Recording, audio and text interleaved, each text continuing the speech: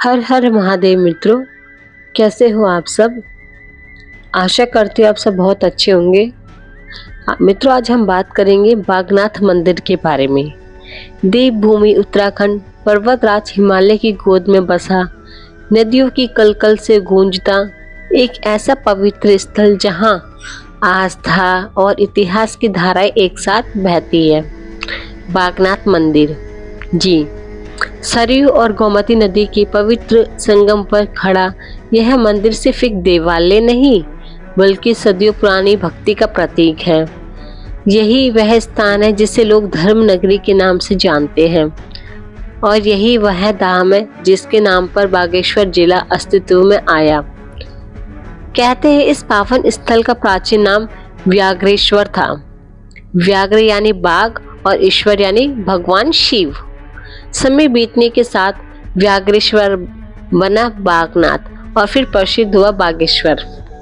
माना जाता है 7वीं शताब्दी में इस मंदिर की नींव रखी गई थी, पर आज जो भव्य स्वरूप हमें देखते हैं वह 15वीं-16वीं शताब्दी में चंद वंश के राजा लक्ष्मी चंद द्वारा नागर शैली में बनवाया गया है।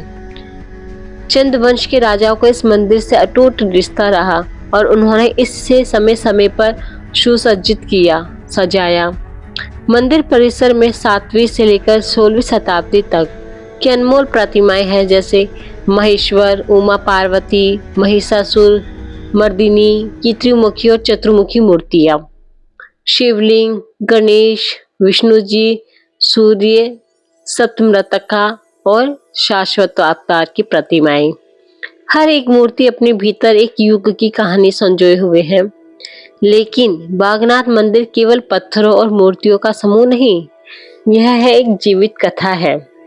एक ऐसी कथा जो शिव के बाघ रूप और पार्वती के गाय रूप से शुरू होती है। पुराणों के अनुसार अनादि काल में मुनि वशिष्ठ अपने कठोर तप से ब्रह्मा के कमंडल से निकली मां सरयू को धरती पर ला रहे थे।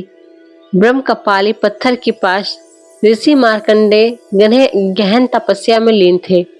वशिष्ठ को डर था कि सरयू का जल ऋषि की साधना में विघ्न डाल देगा। उन्होंने भगवान शिव की आराधना की। शिव जी बाघ का रूप लेकर प्रकट हुए और माता पार्वती ने गाय का रूप धारण किया। गाय के रंभाने से ऋषि की ध्यान अवस्था टूटी। वह बाघ से गाय को बचाने दौड़े। तभी बाघ ने शिव का और गाय ने पार्वती का दिव्य रूप धारण कर लिया। उस क्षण, उस समय हिमालय की वादियों में गूंजा आशीर्वाद का स्वर। भगवान शिव और माता पार्वती ने ऋषि मार्कंडेय को इच्छित वर दिया और मुनि वशिष्ठ को आशीर्वाद दिया, जिससे सरयू नदी आगे बढ़ सकी। और आज भी यह नदी इसी संगम से बहकर आगे जाती है।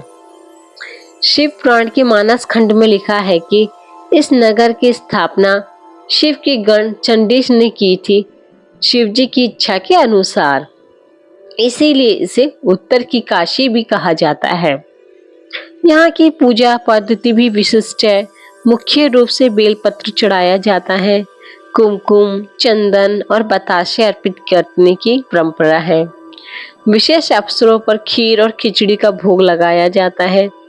मंदिर के मुख्य पुजारी रावल समाज से होते हैं, जबकि अनुष्ठान कराने वाले पुरोहित 84 के पांडे कहलाते हैं।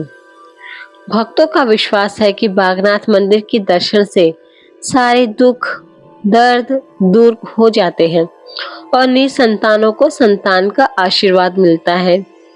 यही कारण है कि यहाँ देश भर से लोग आते हैं, खासकर शिवरात्रि और मकर संक्रांति के पर्व पर, जब मंदिर परिसर में भव्य मेला लगता है। बागेश्वर जिला वर्ष 1997 में बना। इससे पहले यह अल्मोड़ा जिले का हिस्सा था। आज यह स्थान धार्मिक पर्यटन का एक अहम केंद्र है। अगर यात्रा की बात करें, देहरादून से बागेश्वर की दूरी लगभग 470 किलोमीटर है और दिल्ली से लगभग 502 किलोमीटर। निकटतम रेलवे स्टेशन हल्द्वानी, काठगोदाम, रामनगर और टनकपुर है।